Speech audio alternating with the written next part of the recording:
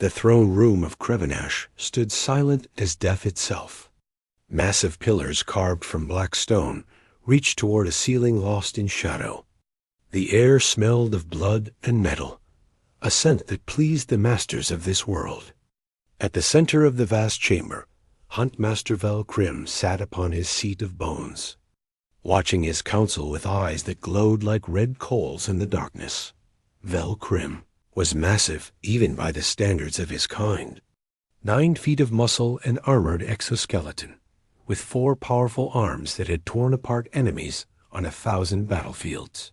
His mandibles clicked slowly as he thought, a sound that made lesser creatures flee in terror. Around him stood the Council of Claws, 12 of the greatest hunters the Vralfic Empire had ever produced. Each one bore scars that told stories of conquest across the stars. For 3,000 years, the Vralfic had ruled the galaxy without challenge. They were born to hunt, bred to kill, and designed by evolution itself to dominate all other life. Every Vralfic child learned the sacred truth from birth. Strength was everything. The strong took what they wanted. The weak existed only to serve or die. There was no middle ground, no room for mercy, no place for those who could not prove their worth through combat. The Empire stretched across 200 systems. Dozens of species served the Vralfic, some as slaves in the mining colonies, others as prey in the ritual hunts that every Vralfic warrior needed to prove their rank. The greatest honor a lesser species could achieve was to provide good sport before dying. The greatest shame was to surrender without fighting at all. War-Claw, Dexner stepped forward from the council circle. He was younger than most, with fresh scars still dark against his exoskeleton. His third arm held a data tablet that glowed with soft blue light. He bowed his head in respect before speaking, as custom demanded. Huntmaster, the outer scouts have returned from the rim sectors. They report a new species discovered on the 4th planet of System 773. The locals call their world Earth. Velcrim's mandibles stopped clicking. A new species meant new prey, new challenges, new opportunities for young hunters to prove themselves. The ritual hunts had grown stale lately. The known prey species had learned to hide too well, making the chase boring and predictable.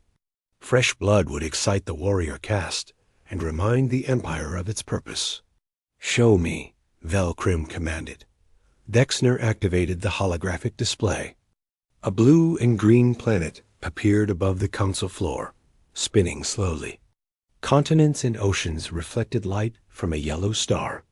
It looked peaceful, almost fragile. Then the image changed to show the creatures that lived there. They stood on 2 legs, like the Vralfic, but there the similarity ended. They were small, barely 6 feet tall. Their skin was soft and varied in color, from pale cream to dark brown. They had only 2 arms, not 4. No claws, no fangs, no natural armor at all. Hair grew from their heads in strange patterns. The council members looked at each other with what might have been amusement. "They call themselves humans," Dexner continued. "Our analysis shows they are relatively new to space travel. They have primitive weapons, basic shield technology, and small ships that move slowly between their planets. Their bodies are weak. They tire easily. They damage from simple impacts that would barely scratch our armor." One of the council members, an old hunter named Crushable, laughed. The sound echoed through the chamber like grinding stones. "They look like children. Soft children with no teeth. What honor is there in hunting such things?" Velcrim studied the images carefully. He had ruled for 200 years, and in that time he had learned not to dismiss any species too quickly. But these humans showed no obvious advantages. No speed, no strength, no weapons built into their bodies. They wore artificial clothing to protect their fragile skin. They needed machines to breathe in space and to travel between stars. What of their technology? Velcrim asked. "Basic," Dexner replied. "They use chemical rockets and primitive fusion drives. Their weapons are kinetic and energy-based, nothing we have not faced before. Their military forces are divided into separate groups that compete with each other. They waste resources on things that have nothing to do with hunting or war. Art, they call it. Music, stories. They spend time and energy on beauty instead of strength. The council murmured with contempt. Such waste was unthinkable to the Vralfik. Every action should serve the purpose of survival and dominance. Anything else was weakness, and weakness led to extinction. Velkrim considered his options. The humans were clearly no threat to the Empire. They might not even provide good sport for the hunts. But they did control several systems with rich resources.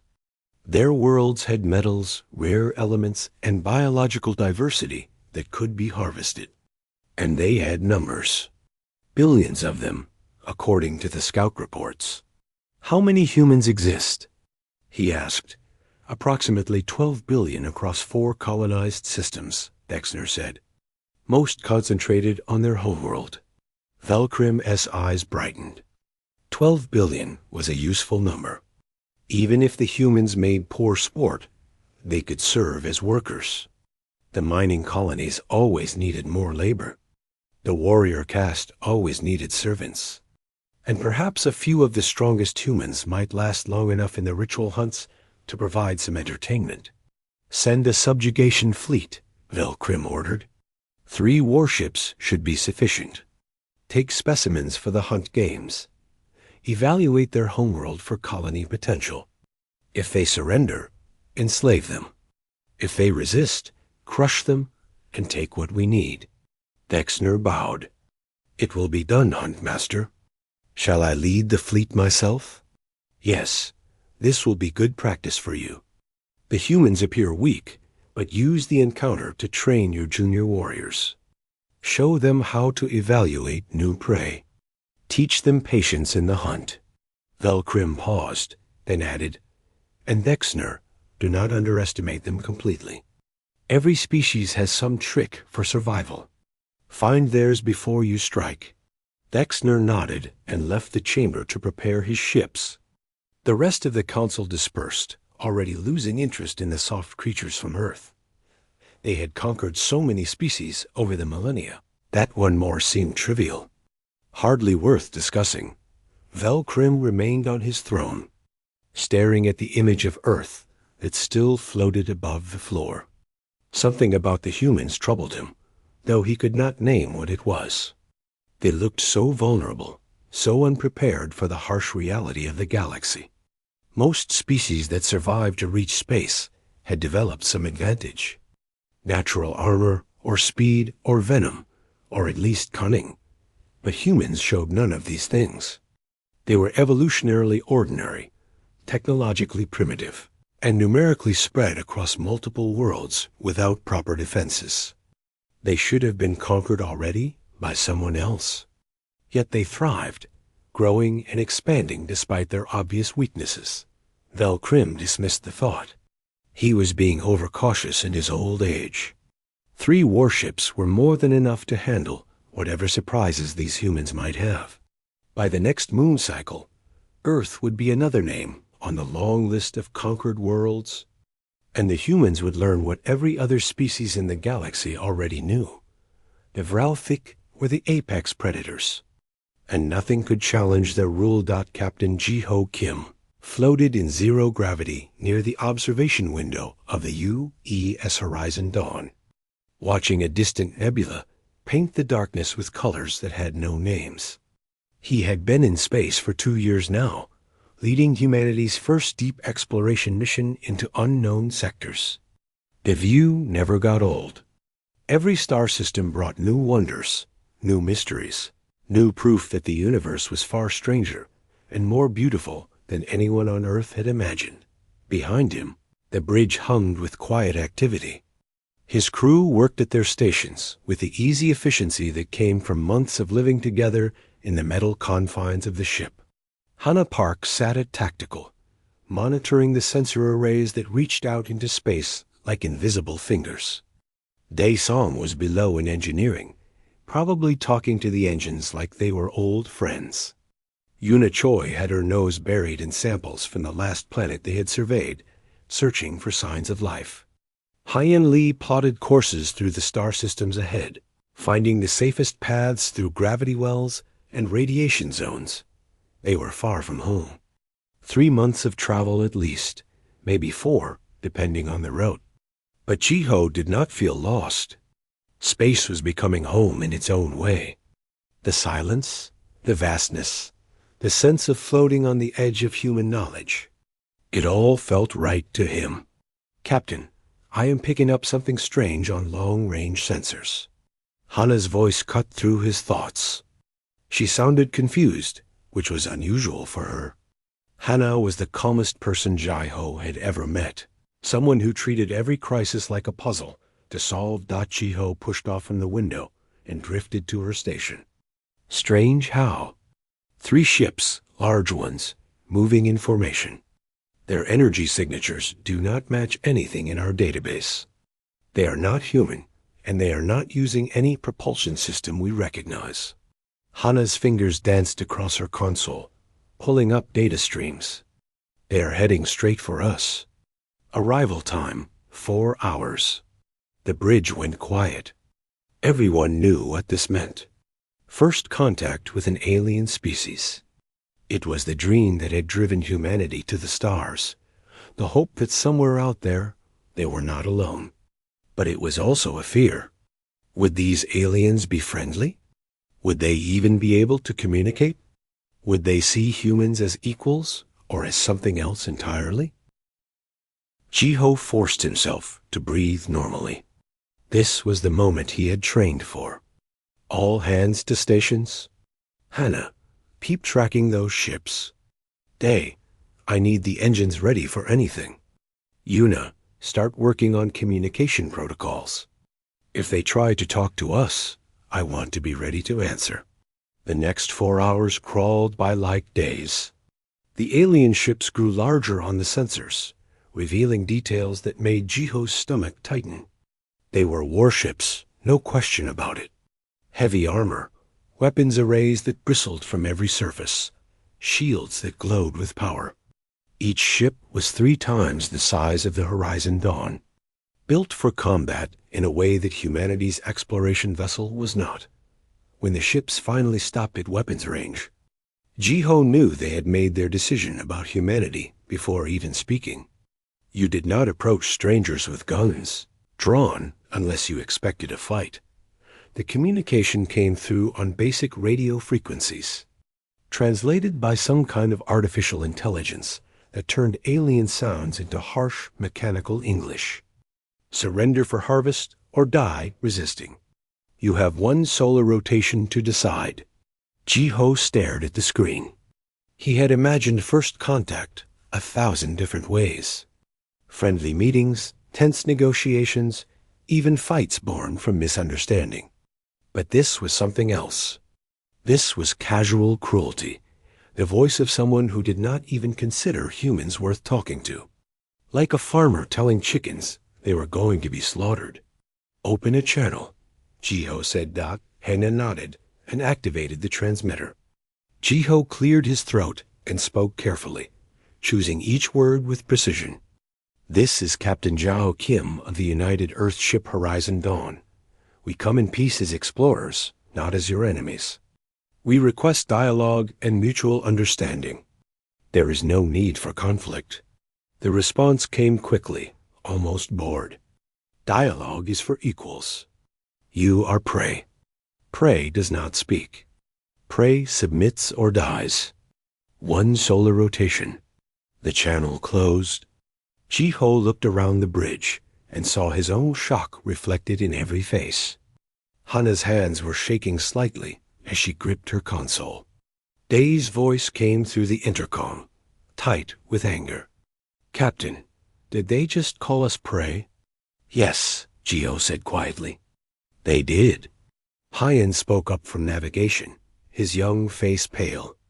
Captain, 1 solar rotation is about 24 hours. What do we do? It was a good question. The Horizon Dawn had weapons, defensive systems designed to protect against space debris and possible threats. But they were nothing compared to what those alien warships carried. In a straight fight, humanity's first exploration ship would be destroyed in minutes. But Jiho had not survived 2 years in unknown space by giving up when things got hard. He looked at his crew, seeing fear but also determination. They were explorers, scientists, dreamers who had left Earth to find wonders. But they were also humans, and humans had not climbed to the top of Earth's food chain by being easy prey. "We prepare," Jiho said.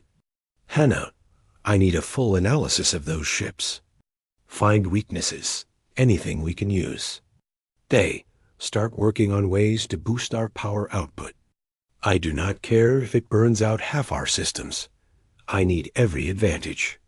Yuna, forget the communication protocols. They do not want to talk. Hyan, plot us an escape route with the highest possible speed." The crew moved with purpose now, fear transforming into focused energy. Jiho knew they could not win a fight. But maybe they did not need to win. Maybe they just needed to survive long enough to warn Earth that humanity was not alone in the universe, and that the aliens they had found saw them as food. 20-4 hours passed in a blur of preparation. They worked miracles in the engine room, finding ways to redirect power that the ship's designers had never intended. Hannah studied the alien ships until she knew their every movement pattern. Yuna converted the communication arrays into jamming devices. Hyan calculated routes that would take them through asteroid fields and radiation clouds. Anywhere the larger alien ships might have trouble following. When the deadline came, the alien commander contacted them again. "Your time is complete. Surrender now or face destruction." Jiho took a deep breath. He thought about Earth, about the billions of people who had no idea that monsters were hiding in the dark between the stars. He thought about his crew, who trusted him to keep them alive. And he thought about the alien's voice, so certain of its superiority, so convinced that humans would simply give up and die. "This is Captain Jaho Kim," he said clearly. "Our answer is no." The alien ships opened fire immediately. Energy beams cut through space, shields flaring as they absorbed the impacts. The Horizon Dawn shook violently, alarm screaming. But Jiho's crew was ready. Hannah triggered the jamming systems, confusing the alien targeting computers. Hyan sent the ship into a wild spin that no exploration vessel should be able to perform. They overloaded the reactor in a carefully controlled way, releasing a massive burst of electromagnetic energy that washed over the alien ships like a wave. For just a moment, the aliens were blind and confused. And in that moment, Jiho saw his chance. One of the alien ships had moved ahead of the others, its shields facing forward to block the Horizon Dawn's pathetic weapons. But shields had to have weak points, gaps where the energy could not quite reach. Everything we have into the engines. Right now. Captain, the reactor will, I know. Do it.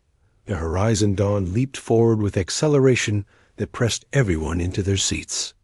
They shot past the nearest alien ship, so close that Jiho could see details on its hull. Then they were inside the shield perimeter, in that precious space where the shields could not protect. "Eject the reactor core," Jiho ordered. Day did not hesitate. The ship's fusion reactor, overloaded and unstable, separated from the Horizon Dawn and drifted backward. The alien ship, recovering from the jamming, turned to fire on what it thought was a fleeing prey vessel. The reactor exploded like a newborn star. The alien ship, caught at point-blank range with its shields facing the wrong direction, tore apart. Metal vaporized. Atmosphere vented into space. The ship that had thought humanity was prey became a spreading cloud of debris. The two remaining alien ships stopped their pursuit. In the sudden silence, Jiho could hear his own heartbeat. They had done it. They had destroyed an alien warship with nothing but an exploration ship and desperate courage. The alien commander's voice came through again, but it sounded different now. Less bored. More uncertain. The prey resisted. The prey strategized. Then the alien ships turned and left, jumping into whatever faster-than-light system they used. They did not say goodbye. They did not threaten revenge. They simply fled, carrying news that would change everything. Jiho slumped in his chair, suddenly exhausted. Henna was crying with relief. Day was laughing hysterically over the intercom. Hyen just stared at the empty space where the alien ship had been. "Set course for Earth," Jiho said quietly. "Maximum speed. We need to warn everyone. We just made first contact, and they think we are food. Humanity needs to prepare for war." Admiral Nari Kong stood on the bridge of the battleship Indomitable, watching the construction drones work frantically around Saturn's rings. 6 months had passed since the Horizon Dawn had limped home with its warning. 6 months to prepare Earth and its colonies for an enemy that saw humanity as nothing more than prey to be hunted. It was not enough time. It would never be enough time that the Vralfik Empire had ruled the galaxy for 3,000 years. They had weapons humanity could barely understand, ships that moved through space like hunting predators, warriors who were born and bred for killing. And Earth had 6 months to build a defense against something that had crushed hundreds of other civilizations. But humans had not survived this long by giving up. Nari looked at the defensive grid taking shape around her homeworld and felt a grim satisfaction. Earth might fall, but it would not fall easily. The Vralfik would learn that prey with teeth was far more dangerous than prey that simply ran. "Admiral, long-range sensors are detecting the Vralfik fleet," her tactical officer reported. 43 ships, heavy class. They will reach Saturn in 2 hours. Nari nodded calmly, though her heart raced. 43 ships. Earth's entire defensive fleet numbered only 18 warships, hastily built in the orbital shipyards. Volunteers from every nation on Earth crewed those ships, people who had put aside their differences to face a common threat. It was humanity's first united military force, born from desperation and shared fear. All ships to battle stations. Activate the minefields. Prepare the Saturn defense platforms. Nari's voice was steady, carrying across the fleet through quantum-encrypted channels. Remember your training. We are not trying to win. We are trying to make them bleed for every inch of space. We are buying time for Earth to evacuate the civilians. The Vralfik fleet emerged from faster-than-light travel like sharks smelling blood. Their ships were massive, dark shapes that seemed to absorb light rather than reflect it. Each one bristled with weapons that could crack planets. At the center of the formation flew a command ship twice the size of the others, its hull carved with what looked like tally marks. Thousands of them. Master Velkrim himself commanded the invasion. The humiliation of losing a scout ship to these humans had burned in his mind for months. He had come personally to crush Earth, to show these upstart prey what happened when they dared to resist the Vralfik Empire. "Open fire on the outer defenses," Velkrim ordered. "Sweep aside their pitiful barriers." The Vralfik ships unleashed hell. Energy beams powerful enough to cut through asteroids lanced out toward the human defensive grid. The first wave of mines exploded, creating walls of shrapnel and electromagnetic pulses. Defense platforms returned fire with missiles and railguns, their computers tracking hundreds of targets simultaneously. The battle for Saturn began. Nari watched the tactical display with cold focus. The human defenses were holding, but barely. Already 3 platforms had gone dark, torn apart by Vralfik fire. The minefields were thinning. The Vralfik ships advanced like a slowly closing fist, methodical and unstoppable. All ships Delta formation. Hit their left flank and break off before they can target you properly. Nari gave orders with the calm precision of someone who had trained for this moment her entire life. The human ships moved as one, darting in from an unexpected angle and unleashing everything they had at the Vralfik formation's weakest point. 3 Vralfik ships took damage, their shields flaring. One smaller vessel actually lost power and began to drift. The Vralfik formation shifted to respond, but the human ships were already gone, scattering like birds before a storm. On the Vralfik command ship, Velkrim's mandibles clicked with irritation. The humans were not fighting with honor. They struck from unexpected angles and fled before his warriors could close for proper combat. They used tricks, deception, coordinated attacks that came from multiple directions at once. It was not the behavior of prey. It was the tactics of pack hunters. Bring forward the assault ships, Velkrim commanded. Board their vessels. Show these humans what close combat with true hunters means. The Vralfik boarding craft launched like bullets, small and fast and armored. They latched onto human ships with magnetic clamps and began cutting through the hulls. Inside the human vessels, alarms screamed warnings that everyone already knew. The enemy was coming inside. Sergeant Tay. Juan checked his rifle one last time and looked at his squad. They were Marines, volunteers who had trained in zero-gravity combat for the last 6 months. Most of them were young, barely out of their teens. Many of them were terrified. But they all stood ready, facing the breach point where the Vralfik would come through. Remember, Tay said quietly, his voice carrying through their helmet radios, they are bigger and stronger than us. But this is our ship. We know every corridor, every hiding spot, every vent and crawl space. Use that. Make them work for every room. Make them pay in blood. The hull exploded inward. A Vralfik warrior pushed through. 9 feet of armored nightmare, with 4 arms and glowing red eyes. It saw the humans and roared, a sound that resonated through the metal corridor like a physical force. Then it charged, moving with speed that should have been impossible for something so large. Tay's squad opened fire. Bullets sparked off the Vralfik's armor, and the creature barely slowed. It reached the first Marine and grabbed him with 2 arms, lifting him like a child. The Marine screamed once before the Vralfik crushed his ribs, but the delay gave Tay the opening he needed. He rolled beneath the Vralfik's guard and fired upward, aiming for the joints where the armor was thinner. The alien roared again, this time in pain, and dropped the dead Marine. Before it could turn, 3 more humans attacked from different angles, working together like wolves bringing down a bear. The Vralfik killed 2 more Marines before it finally fell, bleeding from a dozen wounds. But it died surprised, which was something it had probably never experienced before. Prey was not supposed to fight back this hard. Prey was supposed to run.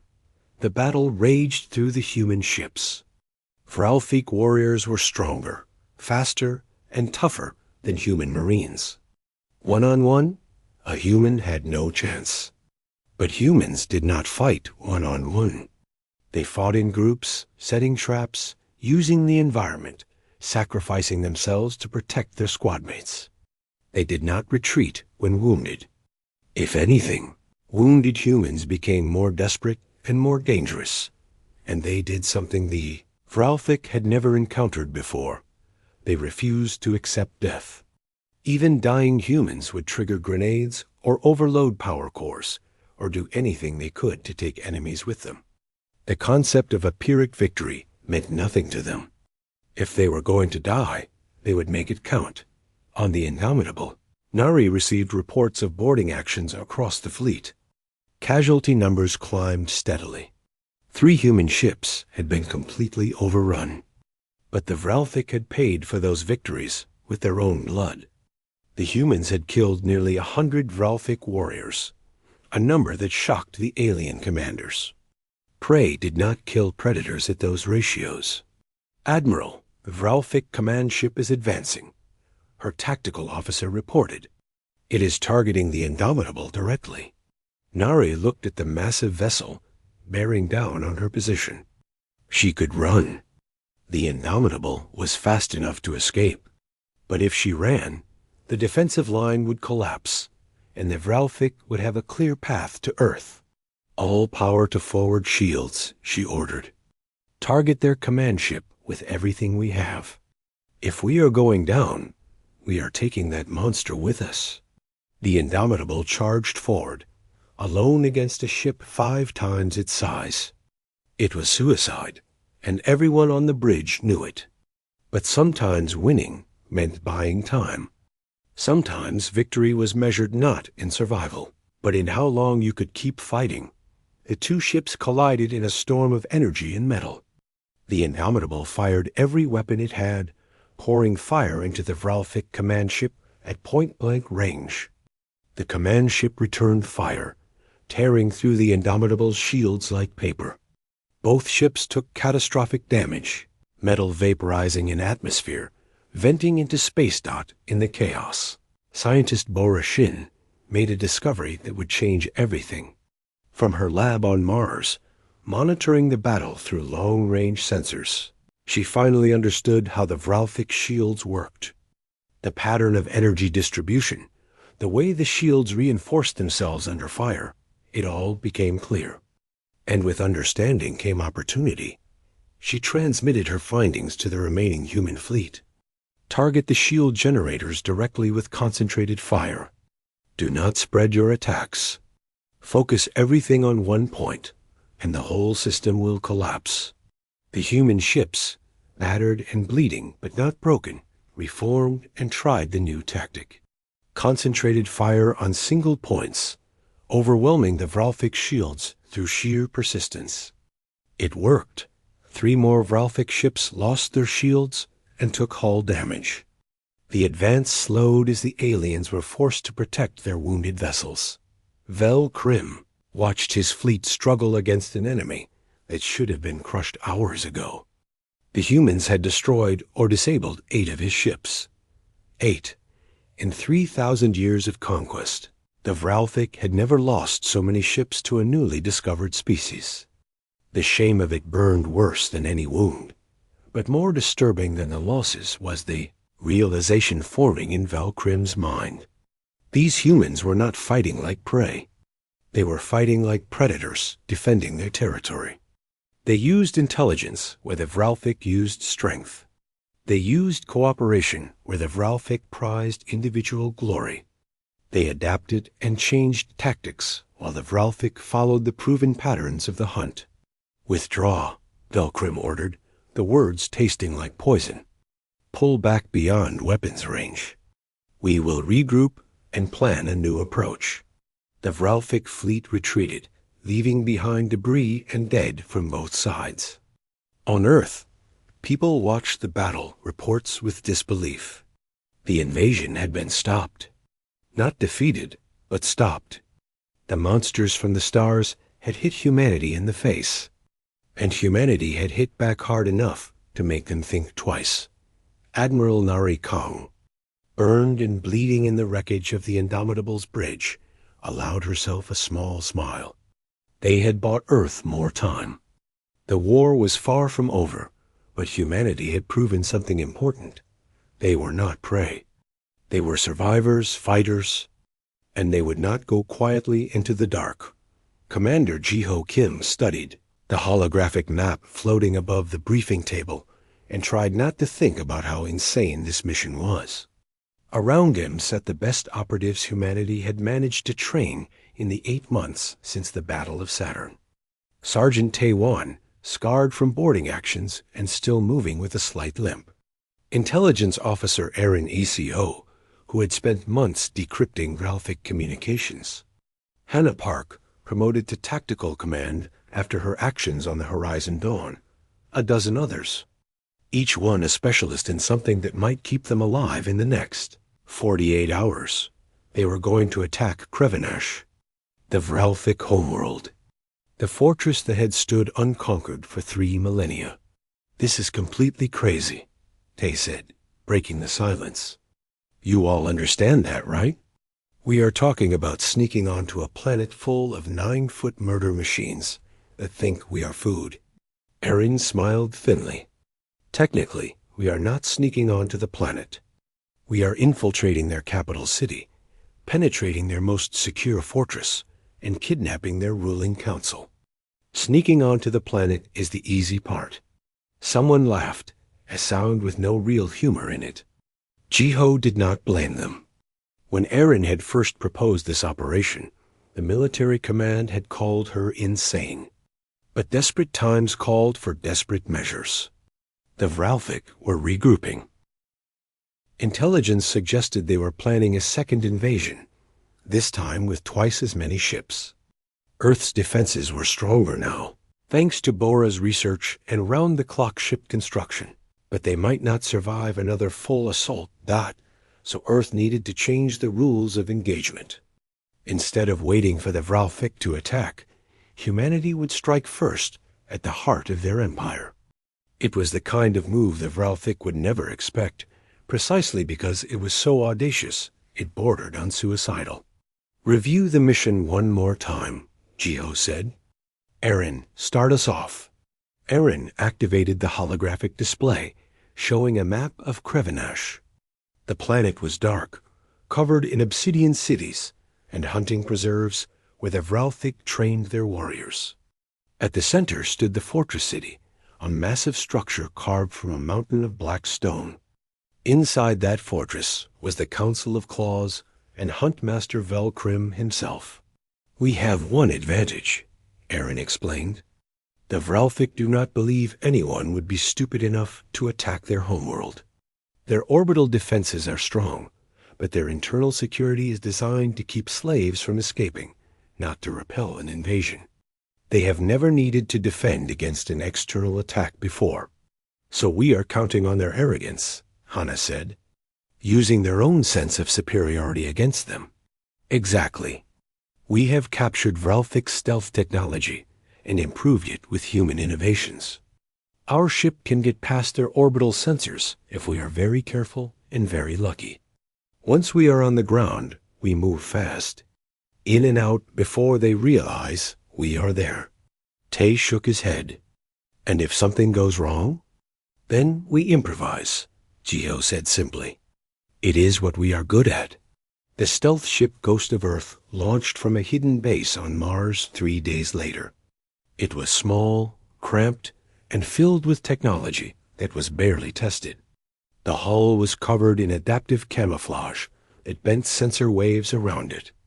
The engines ran cold, producing almost no heat signature. It was designed to be invisible, a shadow moving through the darkness of space. The journey to Krevenash took 2 weeks. 2 weeks of living in silence, speaking only in whispers, moving carefully to avoid making noise that might somehow be detected. 2 weeks of checking and rechecking weapons, studying maps of the fortress, running through the mission plan until everyone could recite it in their sleep. When Krevenash finally appeared on the view screen, Jiho felt his breath catch. The planet was beautiful in a terrifying way. Dark continents covered in cities that glowed with red light. Vast oceans that looked black as ink. And around it all, a network of defensive satellites and patrol ships that could turn the Ghost of Earth into vapor if they were detected.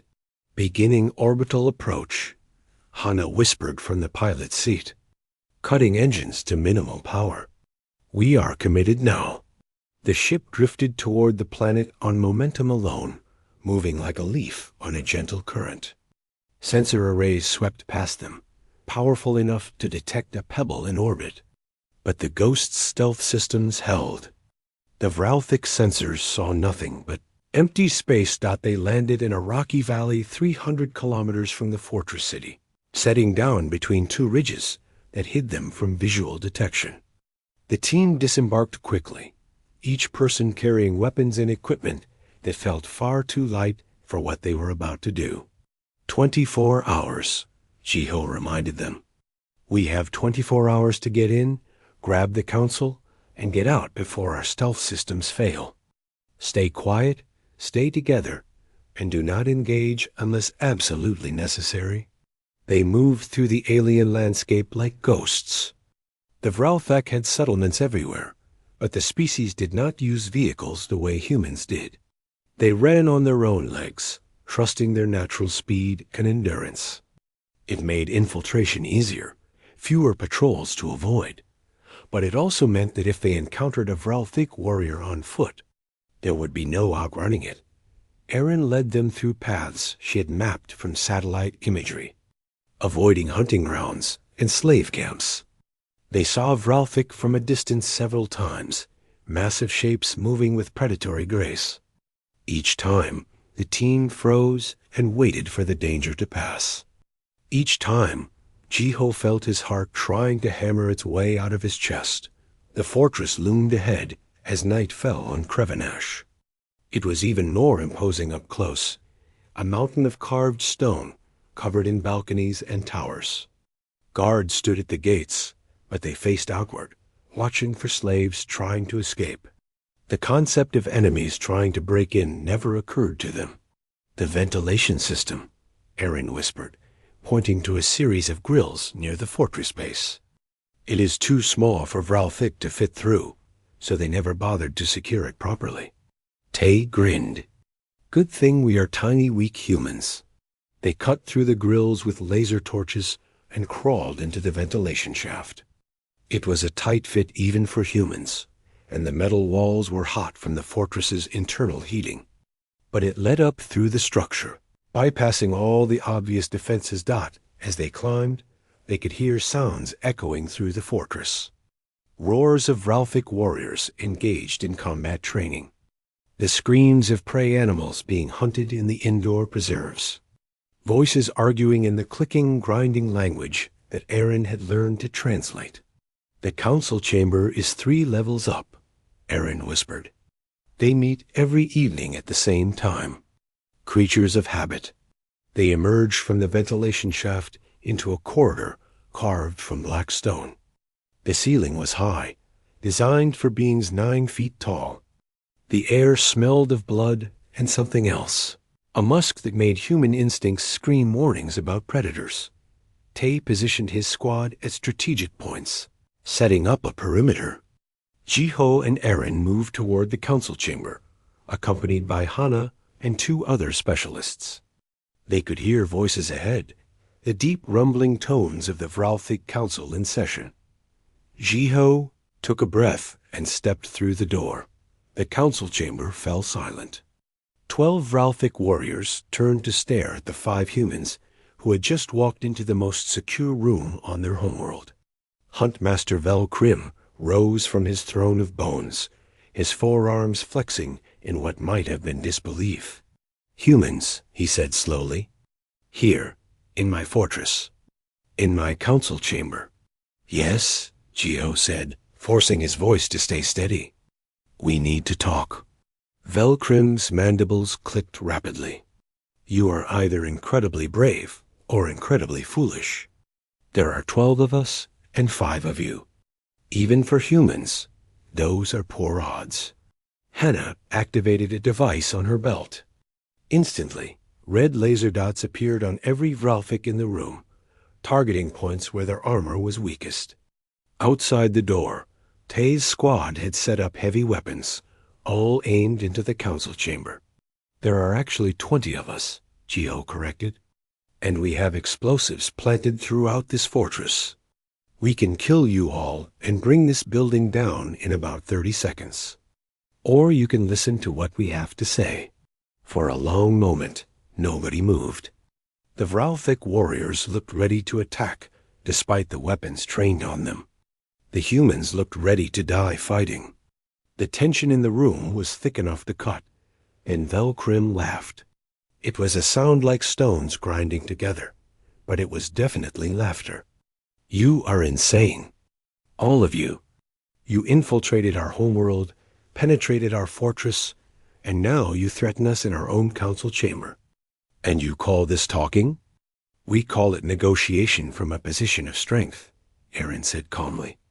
"You taught us that strength is all that matters. So we are showing you our strength. Velcrim's laughter faded. His red eyes studied Jiho with new intensity. What do you want, human commander? A ceasefire. A treaty. An end to this war before it destroys both our species. Why would the Vralthic Empire agree to a ceasefire with prey? Jiho stepped closer, knowing it was dangerous, but needing to make his point. Because we are not prey. We have destroyed 8 of your ships. We have killed hundreds of your warriors. We have infiltrated your homeworld and reached the heart of your fortress. We have done things that no species in your 3,000-year empire has ever accomplished. When will you accept that we are not weak victims waiting to be conquered? We are predators too, just a different kind. Velcrim was quiet for a long time. Around him, the council members waited for his decision. Outside, Tay's squad maintained their firing positions. Knowing they were one word away from a battle, they probably could not win. Finally, Velcrim spoke. You are right. The Vralthic have hunted the galaxy for so long that we forgot other hunters might exist. We saw strength only in size and claws and armor. We did not recognize the strength in adaptation, cooperation, and the refusal to surrender. He paused, then added, The Vralthic Empire will agree to your ceasefire. But know this, Geokim, you have not defeated us. You have earned our respect. And that is far more dangerous. 5 years had passed since the ceasefire, and Geokim still found it strange to walk through the corridors of Unity Station without fear. The massive space station floated in neutral territory between Earth and Vralthic space, a symbol of something unprecedented in galactic history, cooperation between species that had been mortal enemies. The station itself was a marvel of combined engineering. Human designers had created the basic structure with efficiency and adaptability in mind. Vralthic builders had reinforced it with materials and techniques that humanity was still learning to understand. The result was something neither species could have built alone, stronger and more advanced than the sum of its parts. Jiho passed a group of young Vralthic students, listening intently as a human instructor explained advanced tactical theory. Nearby, human engineers worked alongside Vralthic technicians on a new type of shield generator that combined human innovation with Vralthic power systems.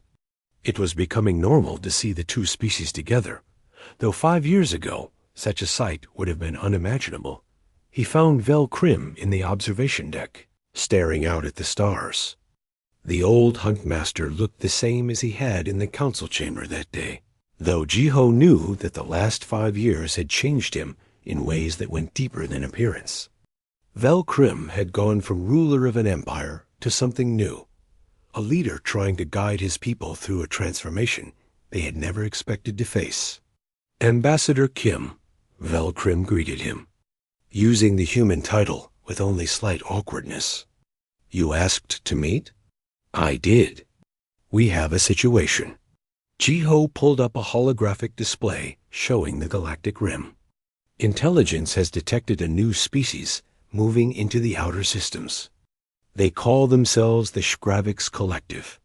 Early reports suggest they are aggressive, expansionist, and technologically advanced. Velcrim's mandibles clicked slowly as he studied the data. Another empire of conquerors. The galaxy seems full of species who believe strength gives them the right to dominate others. The Vralthic believe that too. Once, Geo said carefully. Yes, and it took humans breaking into my throne room to teach me otherwise. Velcrim's red eyes glinted with what might have been amusement. You are here to ask if the Vralthic will fight alongside humans against this new threat. I am here to ask if you believe the alliance we have built is worth defending. It was a fair question. The ceasefire had been difficult for both species. Many Vralthic warriors resented the peace, seeing it as weakness. They argued that the Empire should rebuild its forces and crush humanity while Earth was still recovering from the war. Warclaw Vexner had led a splinter faction that tried to launch unauthorized attacks on human colonies, believing that Velcrim had grown soft. On the human side, there was anger and fear. The Vralfik had called them prey, had killed thousands of humans, had threatened Earth itself. Many people wanted revenge, not reconciliation. They saw the alliance as a betrayal of everyone who had died fighting the invasion. But both species had leaders who understood that the old ways led only to endless conflict. Admiral Nari had worked with Velcrim to establish communication protocols and joint training exercises. Scientist Bora had shared her research with Vralfik scholars, while learning from their advanced biotechnology. Slowly, painfully, trust had begun to grow. The Vralfik Empire was stagnant, Velcrim said quietly.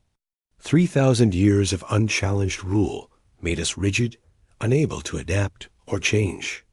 We followed the same patterns, the same strategies, the same beliefs that we had always followed. And then humans appeared and showed us that the galaxy was far more complex than we had believed. He turned to face Jiho directly.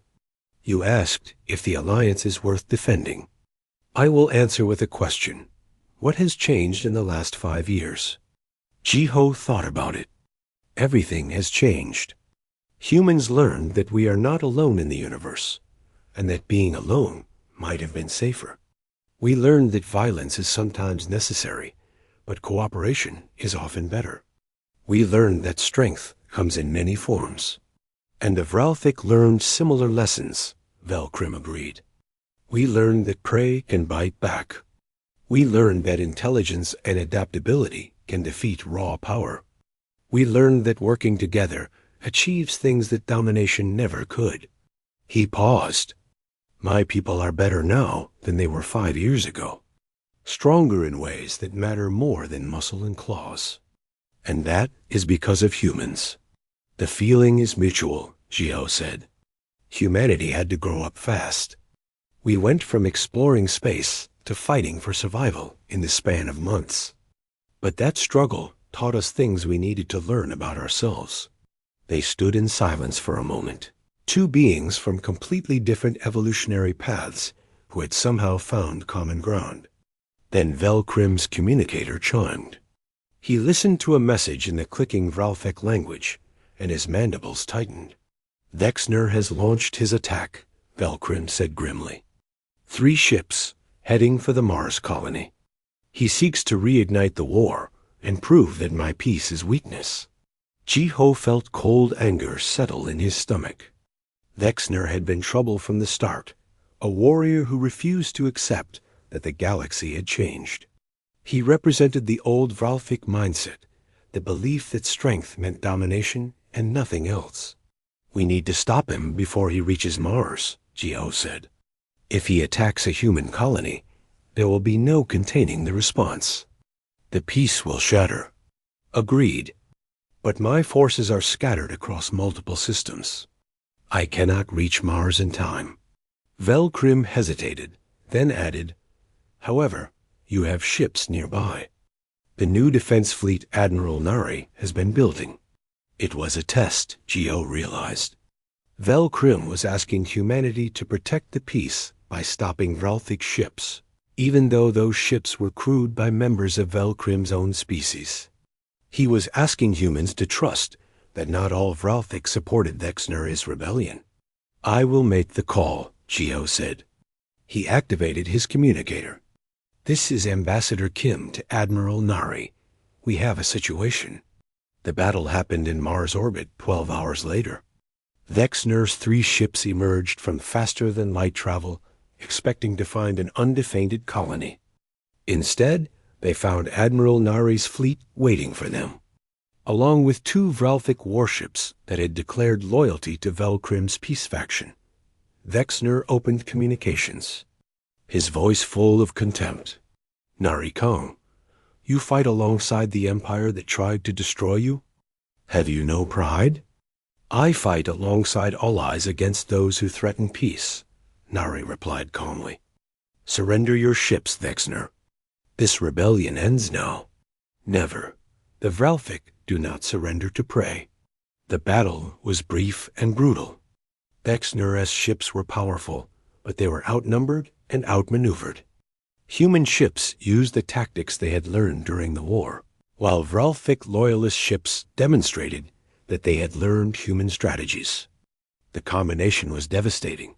When Vexner's command ship finally lost power and drifted helplessly, it was Velkrim himself who led the boarding party.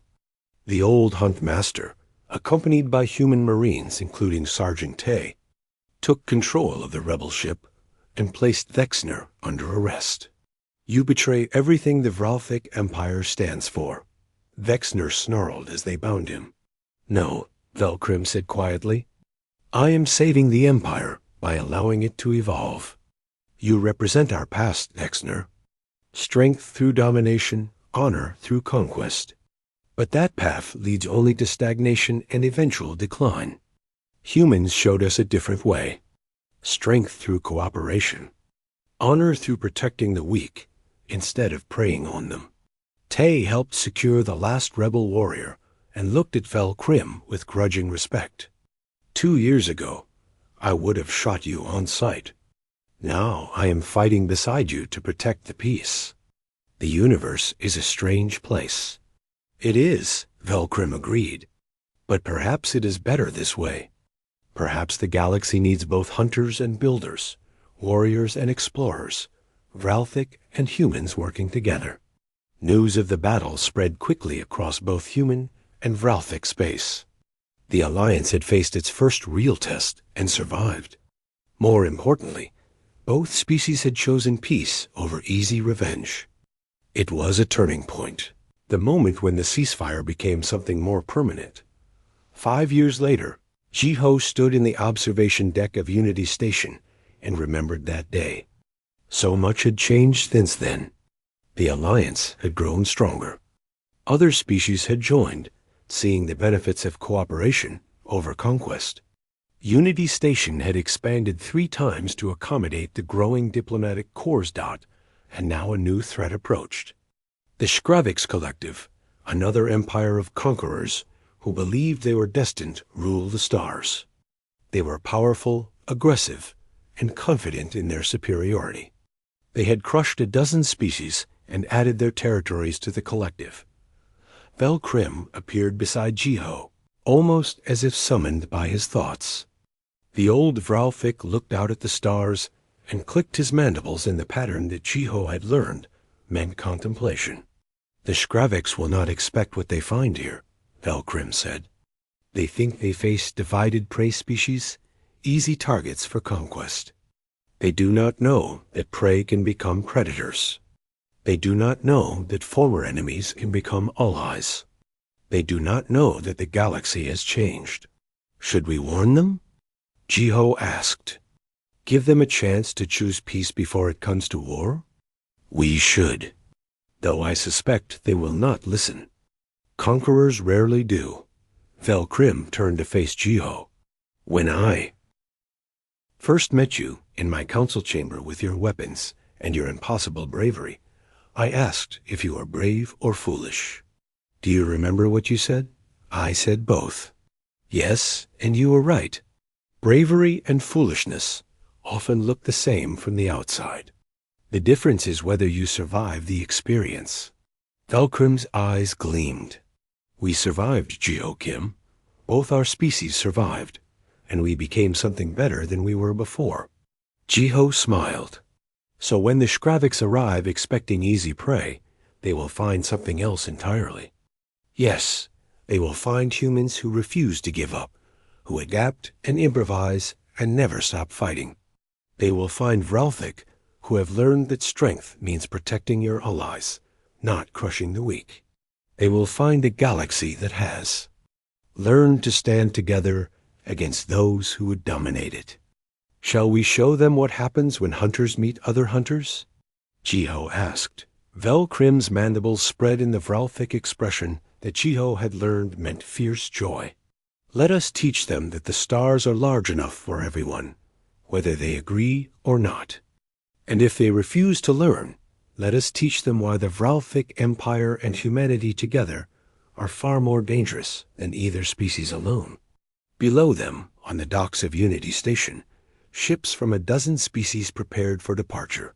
Human vessels with their adaptive designs, Vralthic warships with their devastating power, and vessels from the other species that had joined the Alliance. They were different in every way, but they shared a common purpose: to defend their freedom and show the galaxy that the age of unchallenged conquerors had ended. Jiho watched them launch and felt something he had not felt in years. Hope. Not the naive hope of someone who had never faced danger, but the hard-won hope of someone who had survived impossible odds and come out stronger. The galaxy had changed. Humanity had changed. The Vralthic had changed. And when the Shkreviks arrived, expecting to find prey, they would learn the same lesson that the Vralthic had learned 5 years ago. In this new galaxy, prey had teeth. And together, those teeth were sharp enough to make even the fiercest hunters think twice before starting a fight they could not win. The stars belonged to everyone now, and anyone who thought otherwise would learn that humans and their allies were more than willing to defend that truth, no matter the cost.